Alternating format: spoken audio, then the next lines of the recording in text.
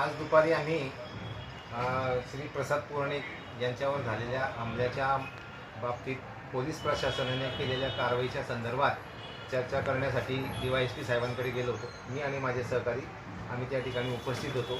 त्यावेळेला त्यांनी पोलीस प्रशासनाने आम्हाला चांगलं सहकार्य केलेलं आहे आणि या आरोपीवर अटक करण्याबाबतची जी कारवाई आहे ती पोलीस प्रशासन करत आहे. त्यांनी आम्हाला आश्वासित केलं की आम्ही या आरोपीला अटक करू आणि त्यासाठी मात्र तुम्हाला नागरिकांची कामं थांबू नयेत म्हणून लेखणी बंदचे आंदोलन जे सुरू आहे ते तुम्ही थांबवावं असं त्यांनी आम्हाला सांगितलं. त्या बाबतीत मग मी माझ्या सर्व सहकाऱ्यांशी चर्चा केली आणि प्रशासनाचे काम थांबू नये ही आमचीही भावना आहे. नागरिकांचे कुठलेही कामं थांबू नये ह्या मताला आम्ही आलेलो आहोत आणि म्हणून आम्ही आमचं सुरू असलेलं लेखणी बंद आंदोलन तूर्ततः स्थगित करतो. मात्र आरोपीला अटक होई पावे तो आम्ही काळ्या फिती लावून काम करणार आहोत आणि आरोपीला लवकरात लवकर प्रशासनाने जर अटक केली नाही तर आम्ही पुन्हा नव्याने अधिक तीव्रपणे हे आंदोलन सुरू ठेवण्यासाठी सर्व कर्मचारी ठरवू आणि त्यानुसार त्या दिशेने आम्ही काम करणार आहोत.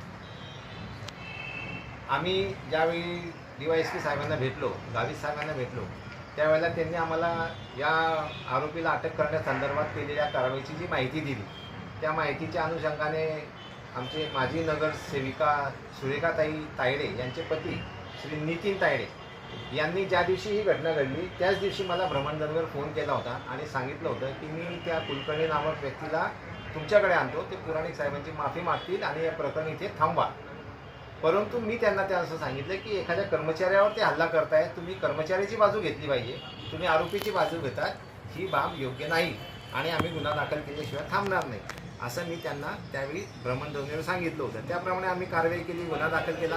काल ज्यावेळेला लेखणी बंद आंदोलन झालं, मोर्चा झाला, मूकमोर्चा काढला, त्यावेळी संध्याकाळी दुपारी त्यांनी पुन्हा फोन केला आणि त्यांनी मला असं विचारले की जर तुम्ही काम बंद आंदोलन करता, लेखणी बंद आंदोलन करताय तर तुम्हाला या दिवसाचा पगार मिळेल का?